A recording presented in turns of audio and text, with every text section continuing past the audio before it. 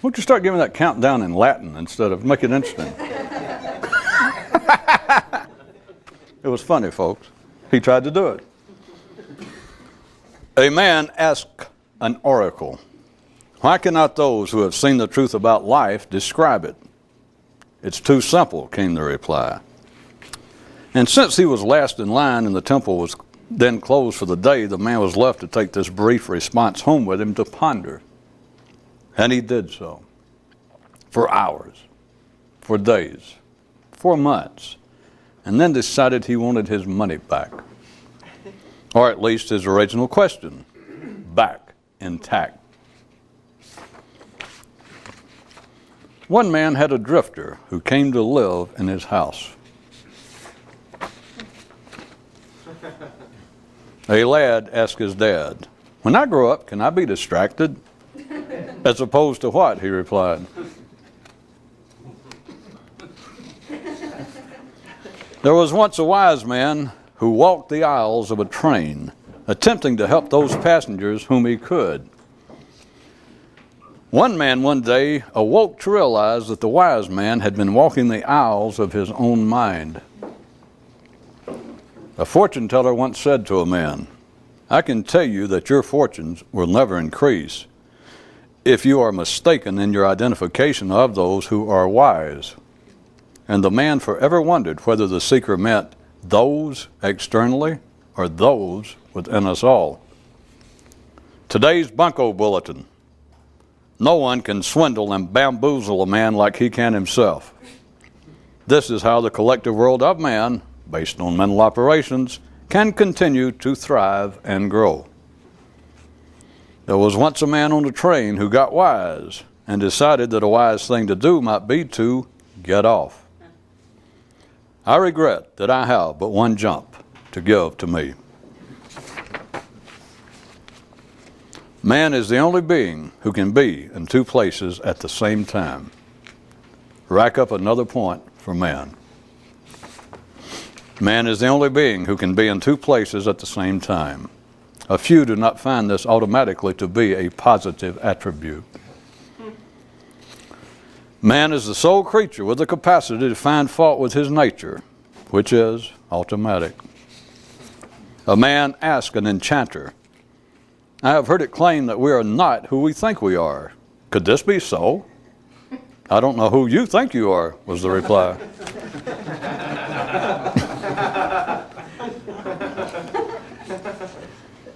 The meaningful distinction between distraction and control is that there are no limits to the number of possible distractions. Score update. The general flow, 2,496. Us, our attention, 27. And that's just today, thus far. That's supreme paradoxical conversation. There is but one thing standing between you and a great discovery, the mind. But is not the great discovery also the mind? Yes, and there you are. A speaker in front of a crowd said, "If anyone is actually here, please stand up." There was once a man who had two sons. One was cross-eyed and the other wall-eyed. So he smooshed them together and made one boy who turned out to be the sort who was always looking where no one else did. I assume by now that you recognize what sort of person this is without me always having to identify them by name. Fact, category important. Subheading, potentially too simple to be immediately found operational. Anything you think about yourself is incorrect. Conclusion. In light of this information, anyone with a brain larger than a flea's would quit thinking about themselves.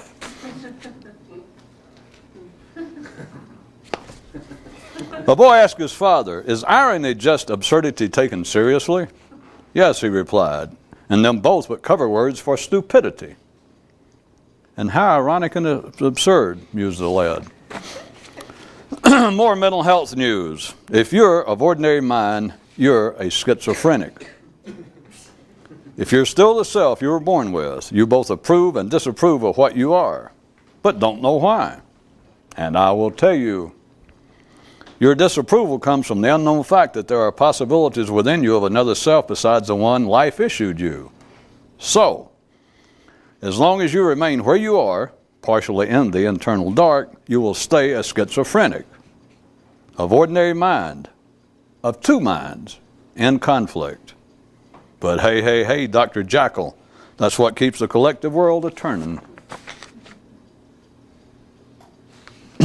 One man for years held formidable conversations with himself until he discovered it was not really himself he was talking to. The mind of man is the only function that can be everywhere at the same time. Score update. The mind, 600 billion trillion 4,000 and whatever else there is. The body, 3. But God, what a 3.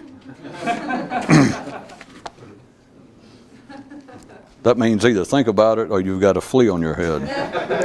A man asked a seer, "Do we live in a strange part of the universe?" "I don't know where you live," was the reply.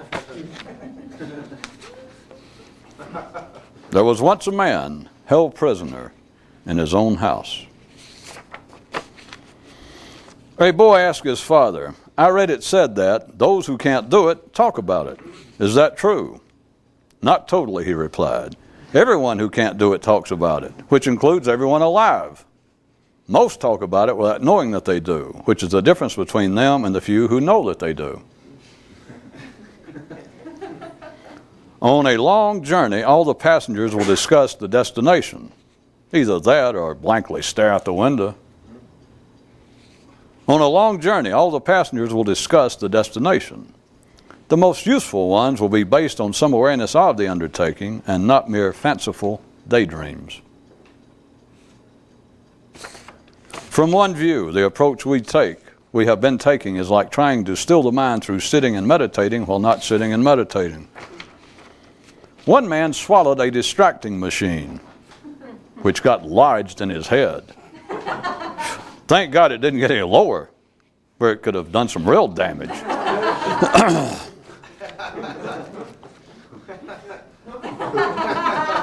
There was once a man who began to think of himself as being me number 1 and me number 2, to try and distinguish between the two. Small problem. If he did not constantly remember this, me number 1 would totally overwhelm, engulf, and make disappear number 2. One man awoke one morning to suddenly discover that he was himself. It took him 30 years to suddenly discover this.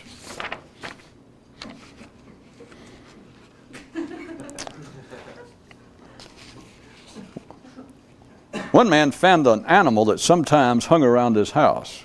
He decided that he wanted it to come in and live, but no matter what he tried, he could not find a way to make it do so. So, he tried not trying to. And all of you rational people in the audience had best stop up your ears about here while I go on to tell you that. That approach, if not worked, at least worked a lot better than the original one. By Yemeni. Maybe you got to read that one. One day, one man found drugs under his bed. Next day, things got even worse. He discovered his head under there.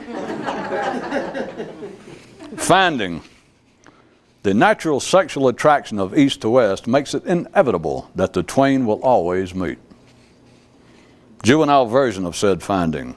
Aromas will track down perfume no matter where it is hiding. A man asked a mystical luminary, "Why do men keep insisting that if it's not one thing, it's another?" To which the brilliant one replied, "Because it is, you chowderhead." Moral, keep your big mouth shut, you chowderheads. One man had a disease which caused one part of him to age faster than others.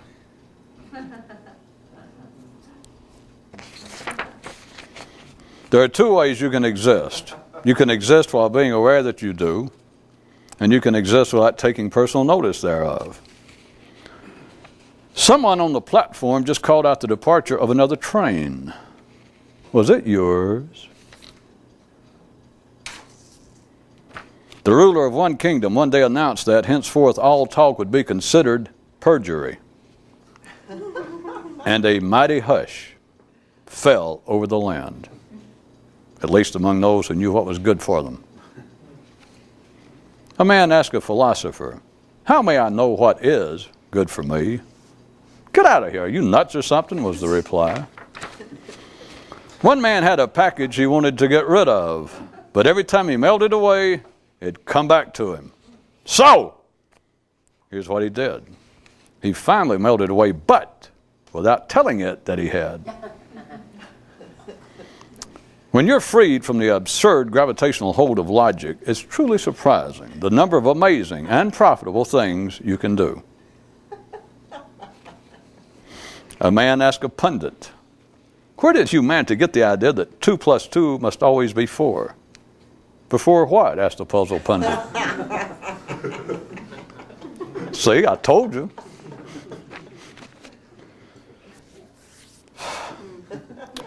With hand on stomach, a man consulted a physician.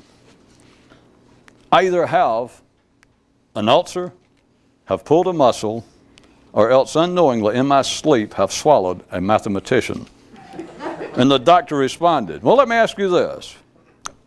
Up in your head, what do you feel going on?"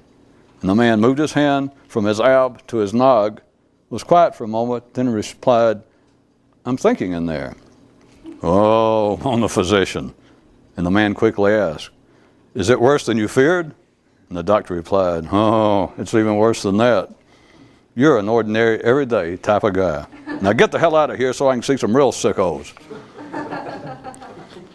The moral to this story being so childishly obvious that even I won't stoop so low as to note it. One man used to stand and watch the trains run by his house. He watched until he began to stare, and then they began to run through him. There are 2 types of metaphors, meaningful ones and bullshit ones. That is, merely entertaining literary ones. And the operational distinction being, the baloney ones are always referred to man's life in general, while the useful ones point specifically to man's mental world singularly. And if you're not already a handler of the latter variety, then this distinction itself is bullshit. A man asked a savant, "When did humans first begin to deal in allegories and symbolism?" "When did humans begin to speak?" he replied. There are 2 ways you can look at a sunset. You can look at a sunset as a sunset or as a basis for a nice oil painting. And those out actively in the effort know that nothing can replace the hands-on approach. And they further discover that where life normally leads one to believe that where hands should be laid is not necessarily the area of most promise and benefit for the individual. Hence, among other reasons, the operational need for a time for descriptions of things in a way that does not attempt to literally track their outline as mundanely represented by life. Look away, and beyond the symbols and thoughts and words is that which gives birth to thoughts and words. Is that beyond or behind? A man so began to address an audience. The mind is like, and suddenly every mind in the crowd shouted back, "Don't tell us anymore what the mind is like, damn it all to hell." A man asked a mystical priest, "How can I tell for certain if I am actively engaged in the effort to reel in the general flow of thought and establish my own individual consciousness?" To which the magical one replied, "Too easy. If you're mentally grappling or worried about anything," and the man interrupted him, "Anything? Will you the hell shut the hell up and let me finish," said the mystic.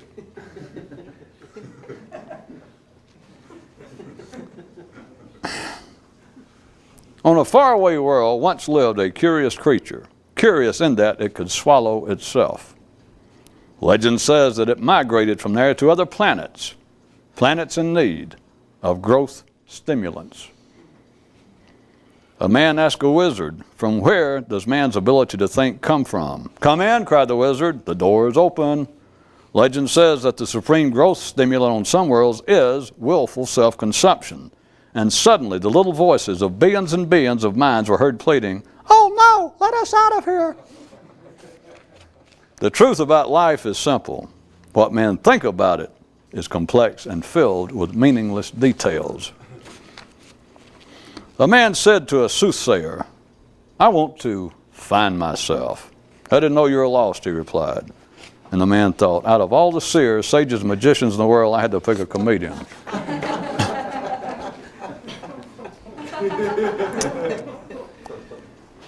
The mind, a final word. The mind which men feel is prepared to act is not the one to be used by those aspiring to mental things extraordinaire. In an area down the road from here, the idea of mental activity that is spontaneous and unplanned is seen as both the rebellion against life's general flow that is necessary for the few, but also as a proper pushing on the present limits of man's collective thinking. A father asked his son, "Are you at home or back in the drift of thought?"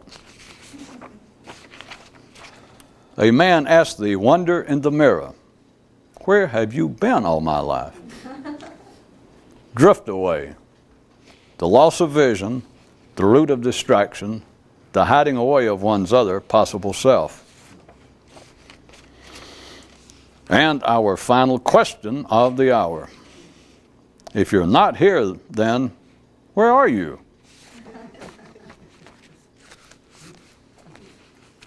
Beyond a struggle for daily subsistence, which is where anyone who would ever hear this would be.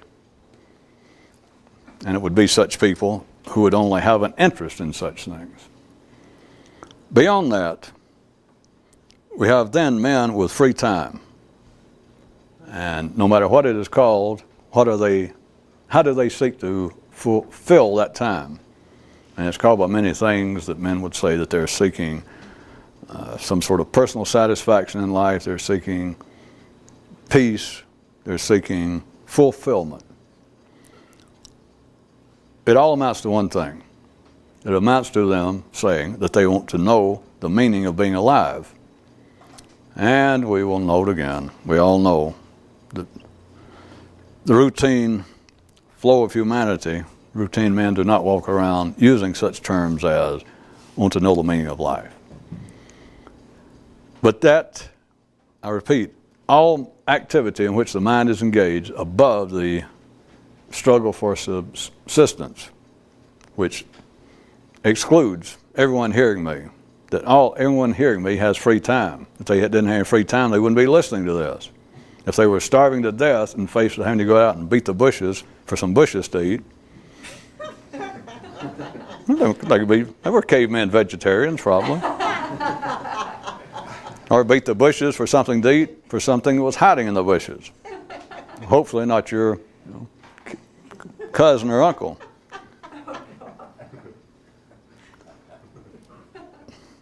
Although men do not use as a rule in such terms as that they're seeking to know the meaning of being alive.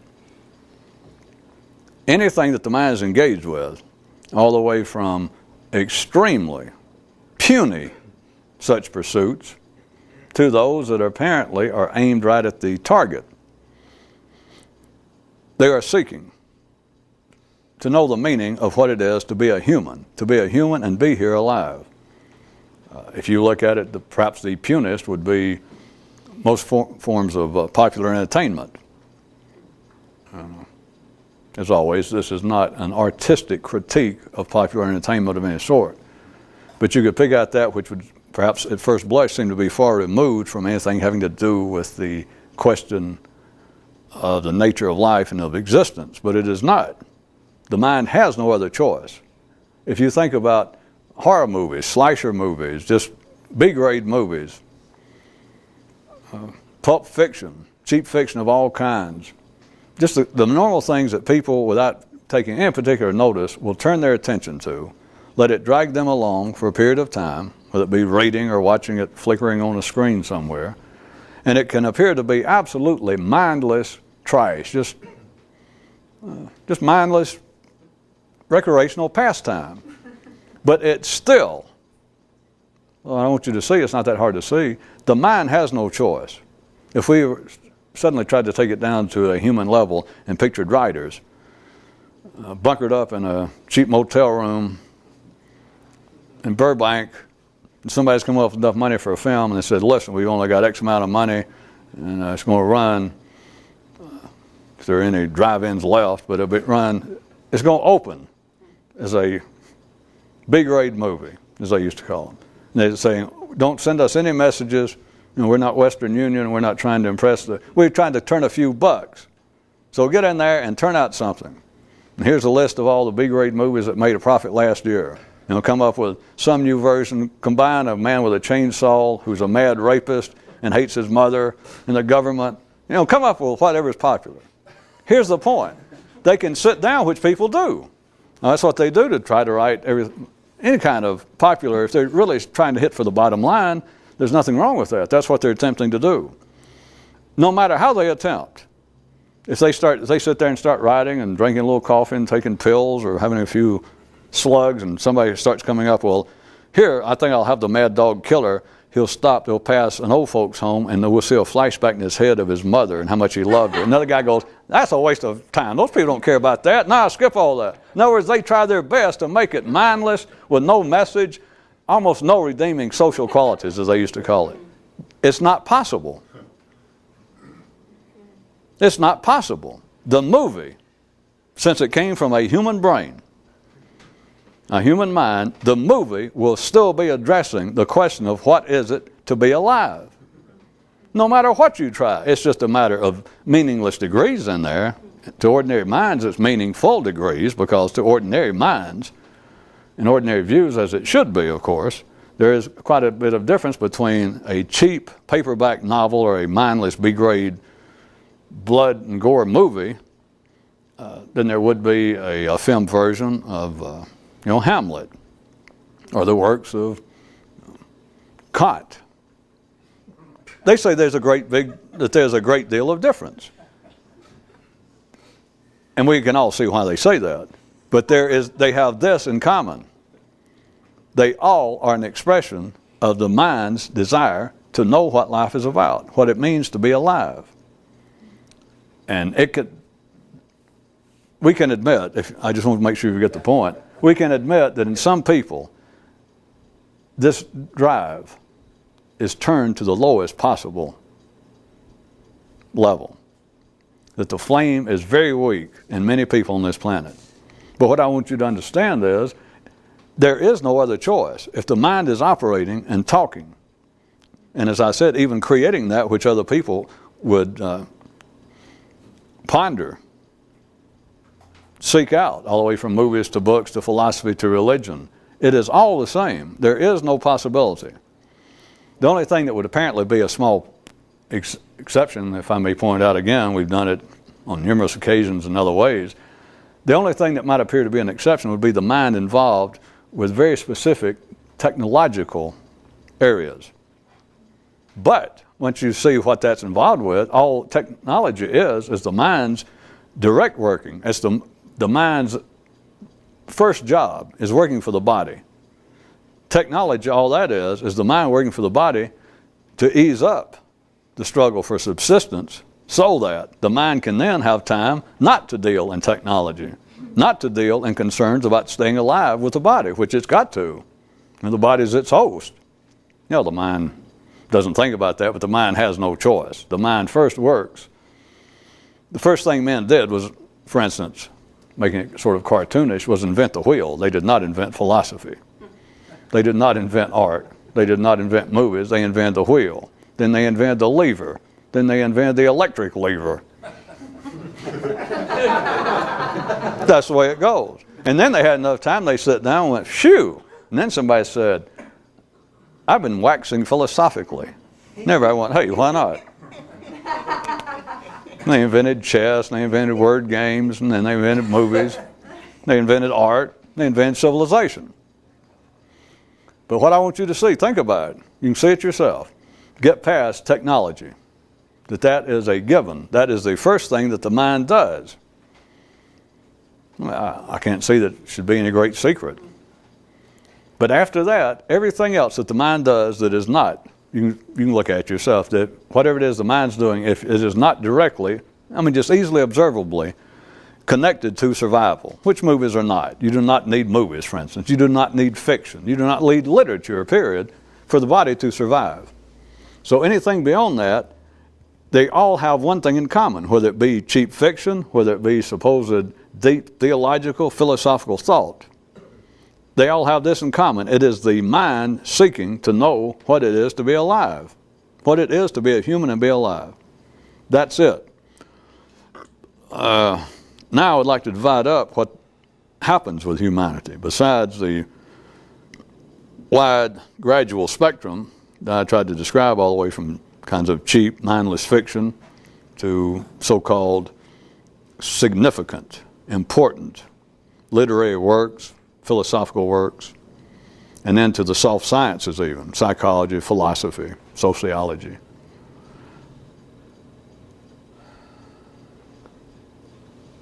For our sake, I'm going to cut up into two kinds of knowledge all these attempts, that they amount to,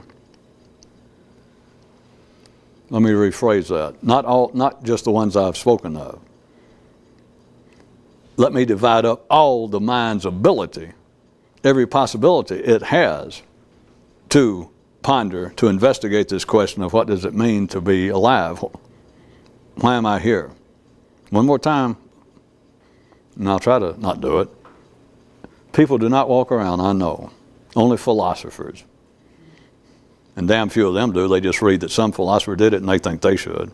But people do not walk around on the tips of their frontal lobes with the question continually hanging about what is the meaning of being alive.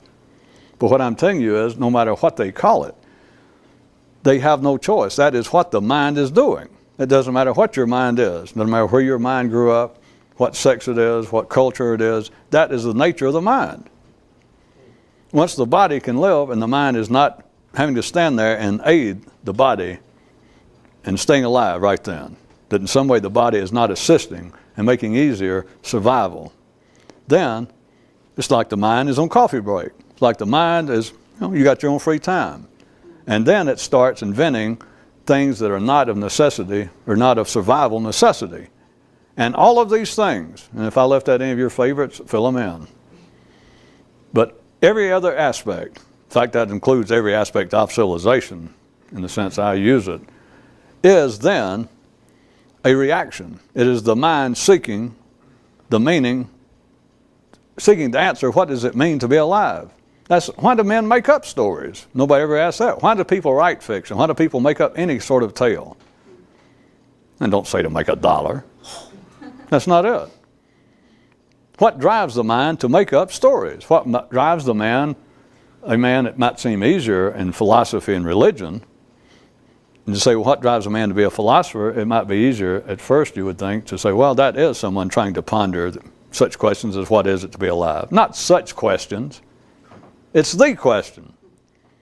As soon as the body is more or less fixed, survival is almost a given. After that, it's not questions. There is only one interest the mind has. Everything springs from it, and that is the mind wondering. Well, you could think of it as being yourself if you want to be magnanimous about it.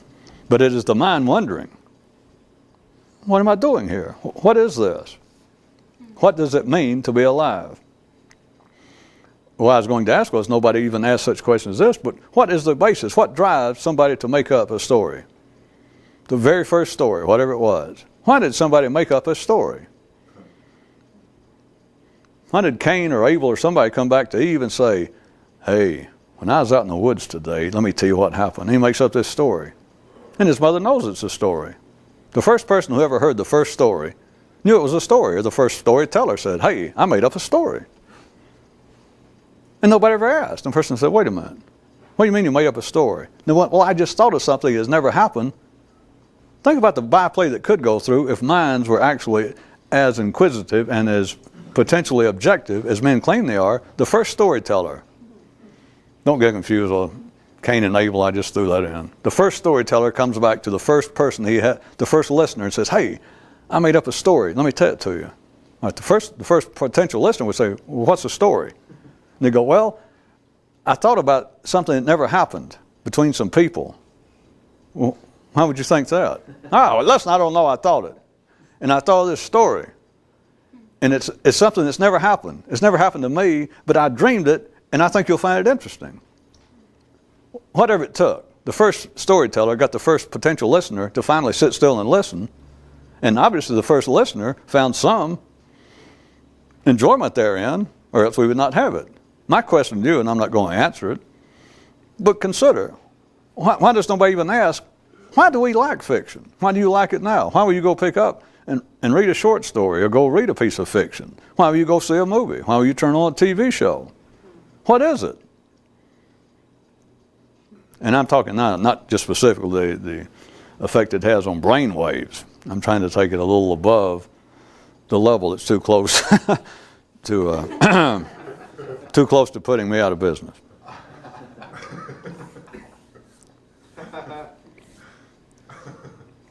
It's actually too close to putting you out of business, but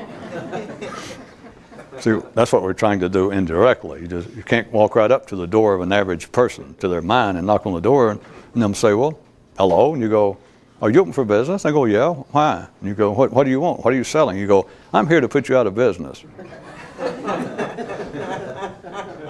And of course, any sane, reasonable mind on this planet will immediately throw open the doors and welcome you and apologize for not having some snacks and perhaps a band there. Right too.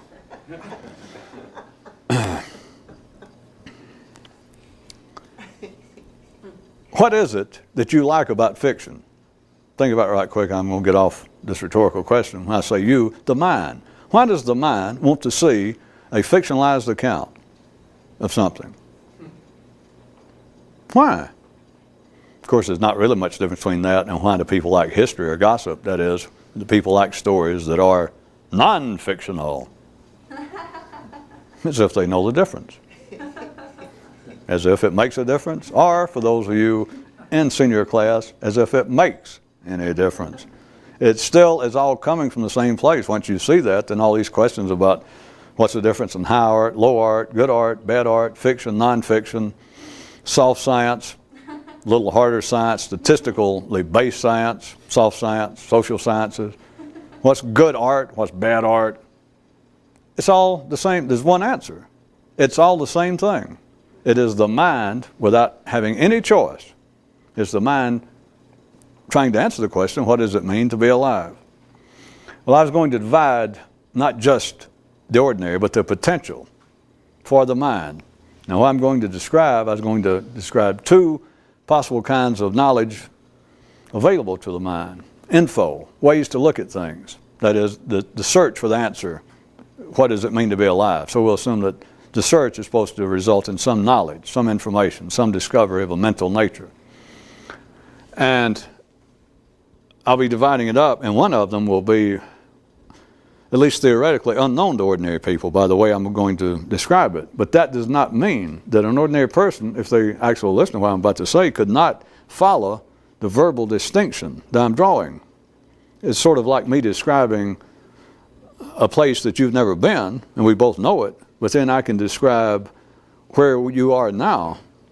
I can describe the furthest reaches to which you have traveled in such a way that it can almost form a negative outline of what's beyond that.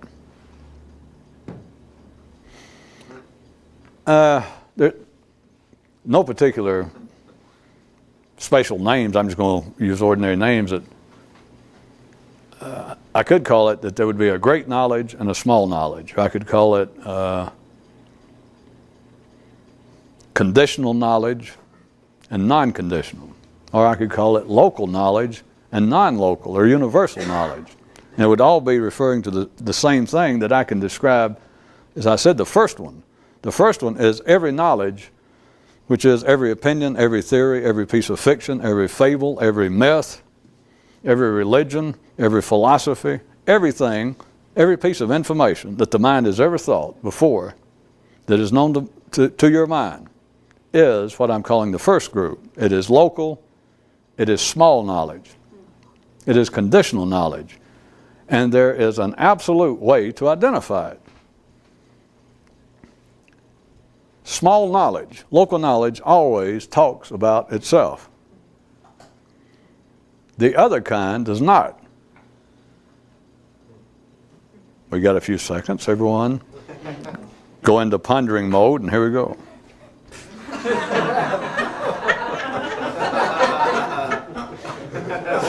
Or for those, perhaps of you of a more poetic bent, go into your musing mode.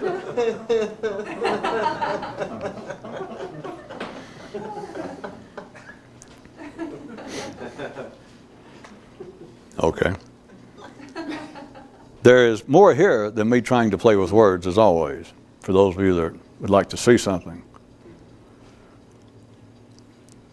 Think about all common knowledge. Again, forget technology. All common knowledge. Think about all religious thought. Think about all philosophical thought. Think about all political thought. Think about all the ideas from philosophy, psychology, sociology. Think about it. They all talk about themselves. When you are dealing, as I said, one name I could have also given to what I was calling small knowledge is conditional knowledge. It talks about itself because it cannot come to a conclusion.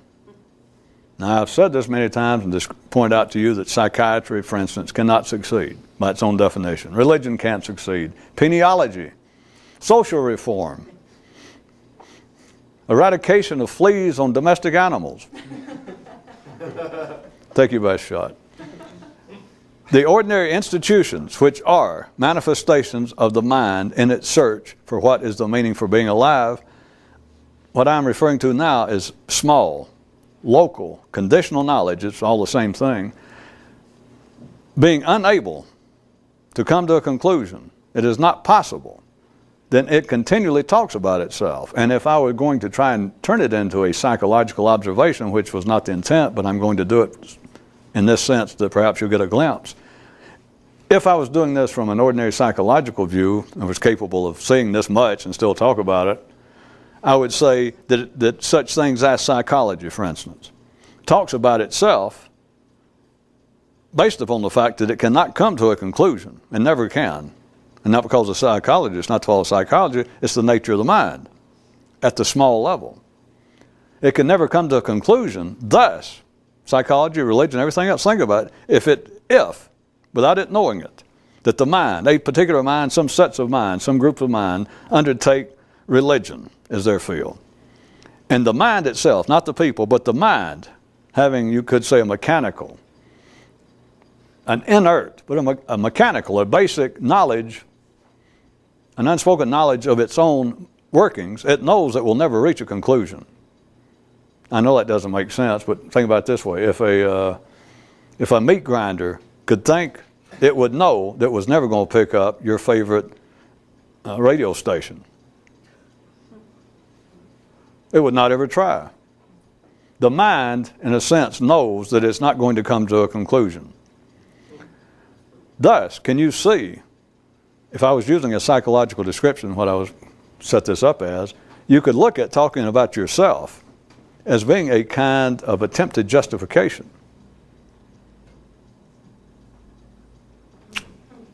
Well, we can hope. You can see that. All right, what do people do? What do people do when they have failed, when they have come up short in what they were going to do? Just ordinary, everyday people. You don't even notice it. It is so common. If you promise someone that you would do such and such favor for them, and then they call you up and go, you took care of that, and you go, oh my God, because you didn't, you forgot. What do you do immediately? You talk about yourself. Immediately. Which to talk about yourself at the ordinary level is to simply say the mind is talking about itself. Because that's all you are. When you talk about yourself, that is the basis of it. What is the first thing you do? Is what I meant by a kind of psychological justification, an explanation of one's self, of one's behavior, of one's failings, is what I'm getting at. In the same way, all small knowledge, all local knowledge, which I assume you see is all normal human knowledge, it is always inconclusive, always will be, but a certain aspect of it that people never take note of is that it always talks about itself. Now, if you will look at what you think of, an ordinary person think of as being themselves, and after all my suggestions and hints, I will assume that at least allegorically, momentarily, you can see that a man's normal self is almost how about almost? I'll give you room. Is almost synonymous with his mind.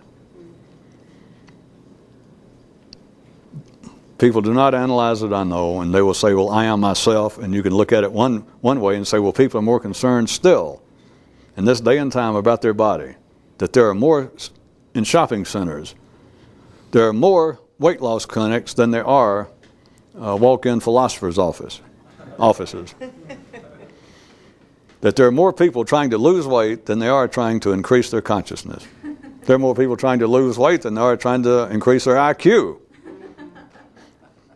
There are more people trying to lose weight than there are trying to increase their ability to speak whatever language they speak. I know all that. And yet a person's, if they did not have a mind, since I saw that up, this is always the dagger to an ordinary mind's heart. If a man did not have a mind, he would never, ever try to lose weight, a man or a woman. That's the kind of thing I assume lots of people, if they hadn't turned me off already, that picked this show up, they thought, well, that's enough of that crap. You know? Because it's like you went, because there's no way out. And they just, the mind normally just won't even deal with it. It'll just, with the great power of the mind, at least you underestimate, it will suddenly make this man's hand just inadvertently grab the remote and go, and I'm yesterday's news. I'm out of here. Anytime you find an exception that seems to be, and I figured you'd like weight loss, that it seems to be that I say that the mind, after the level of struggle for survival, that after that the mind is total engagement, or almost, it's up to how much of a backbone you got, is engaged with trying to wrestle with the question of what does it mean to be alive. But then I just point out myself, I did it for you before your mind could, that wait a minute, then how do you explain the fact that here, the most civilized country, the most educated, blah, blah, blah, that the national fascination is not with answering the question, what is the meaning of life? It's, I got to lose some weight. It does seem that way, except for this. If you didn't have a mind, no one, there's no exceptions to this, it's just no one would ever try to lose weight. It would never cross their mind. It would never arise. It is it's non-existent. There is no such thing. You work on that. Those of you that still have the station on. Back to, if you look at the self as being the mind, it is synonymous.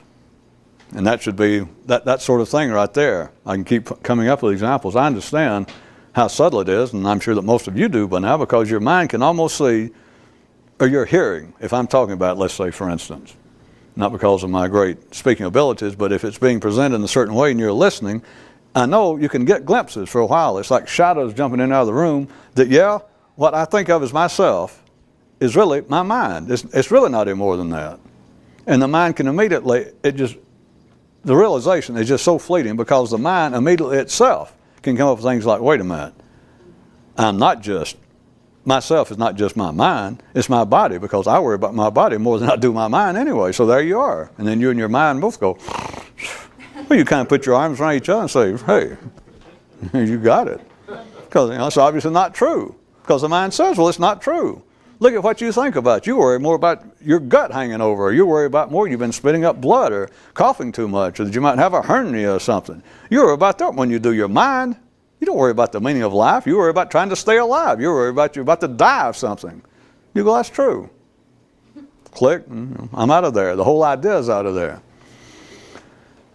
But anyway, to those who see it, it's obvious as hell.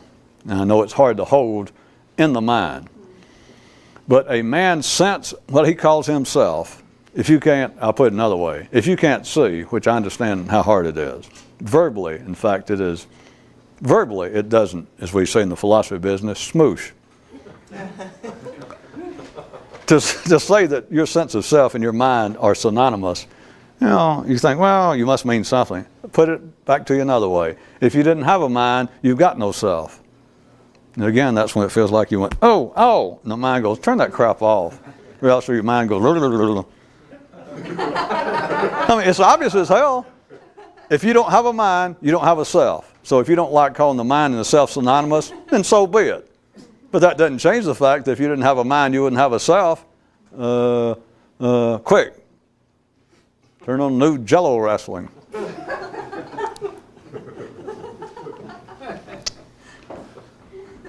If you can see then, this is where I'm building up. Small knowledge, let's start it this way. Make it appear to have some logical sequence here. All right, some sequence. How about that? We can go that far. I started out pointing out that the mind, everyone's mind, of course by that I always mean just sane ordinary people, by sane ordinary people's definition. Ordinary people's mind, after survival is seen to, which puts everyone who ever hears this in that category, that the mind, without any possible exception, with no choice, that everything it does after that is, to varying degrees, an attempt to deal with the question. That's what the mind is there for, is what are we here for? Why am I alive? What is the meaning of this? Then, once you see that everything the mind does after that is to that end, is based upon that interest, is driven by that hunger to know that. That is the nature of the mind, that's it. Once you see that, then I just divided up the knowledge that the mind could gain. And by knowledge I was including all theories, opinions, guesses, just the ramblings of the human mind, but normally called knowledge. That is, thoughts that people have, including opinions and everything, and proven suppositions, but knowledge, ideas. I'm saying that there are two kinds, there are two classes. One is, I was calling conditional, local, small, but local covers it if you know how I use that term, and it's conditional. That is all the knowledge that the mind normally has available. And it has one distinct characteristic. It always talks about itself, and I just tried to describe to you from one view why it must, or why it keeps resorting to it. It cannot go from A to B when B is a conclusion. The mind cannot get to the destination, which is to say the mind by itself cannot answer the question, what does it mean to be alive? Because to begin with, you could not ask the question, what does it mean to be alive, if you did not have the mind to ask it. It does not have the answer. Therefore, not having an answer is the same way as somebody asking why you failed to do what you said you would, and you immediately talk about yourself. Religion continues to talk about itself over and over. Look at it. Not just religion, but everything. Religion. Somebody, I don't guess a big deal, counted the words of Jesus to pick Christianity. I forget the actual recorded, the official recorded accepted words of Jesus. I can't remember. Does anybody know? 100, 200? There's some little teeny amount. But every year, the Christian publishing houses, I mean, my God, it'd fill up the city of, probably Waukegan. All the streets and empty lots of just the books written on Christianity. I mean, you know how it is. They just continue to churn them out. And why? It's based upon one man's words, one man's life, but it's his words. And it was what it was, 200. And now there are 20 trillion billion books about that. And I don't bring that out to be sarcastic. Philosophy is the same way, but theirs just came to mind, was a great example. The mind has no choice, though, because it cannot take what Jesus' words said. It can't take anybody's words and go to the destination. And so it continues to have to talk about itself. Psychology does, psychiatry it does, everything in man's civilized world, to say his mental world, has to talk about itself to stay alive. It's cannibalism. There is no choice. It can't go where it said it's going, so it has to keep talking about itself. My alleged sequence, we went from there to me pointing out that now, look at the mind also as being synonymous with oneself. Whenever people say myself. And I tried to now take what we have now fully understood. I knew there'd be no questions. And to see that what I've said about knowledge and the mind, that you can see that there are, well, when I said all ordinary knowledge is small, conditional, and inconclusive, then I am, of course, also saying that there's another kind. And you can at least see it by negative inference, that it would not talk about itself. It does not have to talk about itself. It would be based upon the singular distinction I am drawing tonight, that small knowledge, local knowledge, always talks about itself. Then non-local knowledge, which would be the kinds of things that's known as transcendental knowledge, or the kinds of things that people realize through the so-called enlightenment, the awakening of the brain shifting into some other condition, some other operational mode, that would be knowledge, if we're going to call it that. That would be knowledge that you gain some way, things that you now know that do not talk about themselves. Then I tried to take you from there to consider now your very sense of yourself. When people just think about themselves or say myself, or I'll tell you what I believe, I'll tell you the kind of person I am. It is based upon that same small knowledge. Or, if we can jump real quick then, you can divide up all sense of oneself. When I start saying that the human mind, everyone, once they're fed and they're past the point of having to struggle for daily survival, that they seek, whatever they call it after that, some satisfaction out of life, some lingering or some permanent pleasure, some personal fulfillment. They oftentimes also throw in that thing about, well, I want to be free. I would like to be myself in some way. I like to, is usually what they mean by personal fulfillment, that I want to discover what it is in me that I have yet to uncover, what it is in me that's still trapped like a young burgeoning songbird who is yet to fully realize its tuneful destiny. I want to liberate it. All right? So, people want to be, as I said, another way to even look at the kind of things, activities such as this. Well, everybody's trying to be themselves. That's what the mind is doing when it says that, when I put it, that it's trying to wrestle with the question, what does it mean to be alive? Another way to put it is that people are trying to be their real self. Where we start out, now I want to divide up instead of knowledge and minds, that there are small minds and great minds, or local minds and non-local minds, the same as local knowledge and non-local knowledge. There would be, I'm now suggesting, two possible types of self, a small self and a non-small self. Of course, I'm tempted to say great self, but I don't mean it in the sense that you're a better person and that suddenly you have joined up some secret club with the gods. But it's that there's your small self is the self you're born with. Everybody's born with it. And it has this distinction. I start out about knowledge. It carries that same distinction with it. The small self, the local self, the self with which life that you were born, the self life issued you, that self talks about itself. That is not the road to understanding what it means to be alive. And yet that's the very thing that the local self, the self, when people say they won't be themselves, a common cry, what they're saying is that they do not want to be the self they are now. And I will suggest to you, they would never come to this conclusion, that the reason they do not like the self that they are is that it is conditional, it is inconclusive, and it is left with talking about itself. And it's easy, in a sense, for me to point out that people, all they do is talk about themselves. Now, it takes no great effort. And I would also further suggest to you that people, as common a hobby, as much time as it takes out of a person's verbal life, people yet are subtly frustrated by it. It sounds otherwise, and I've even made it sound otherwise, that if you listen to people talk, about all they do is talk about, well, I, blah, blah, blah, I, blah, blah, blah. And yet people are not really satisfied by it. They do not find an alternative because the mind, which is doing the talking for them, cannot find the meaning of life or what it means to be alive. And in the same way that I point out that the mind will do it, so too do people do it, that they will revert to. It is just, no one thinks about it. They will begin to talk about themselves. And that is not the way to discover yourself. I guess for the third time, we stab the mind right in the heart, and it goes,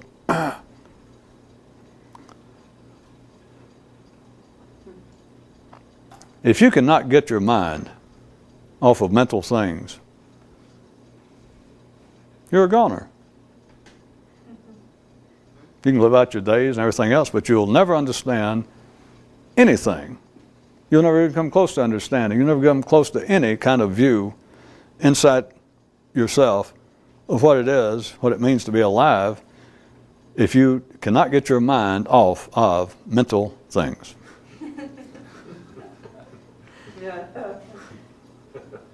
The very mental things that we have spent the last 45 minutes talking about.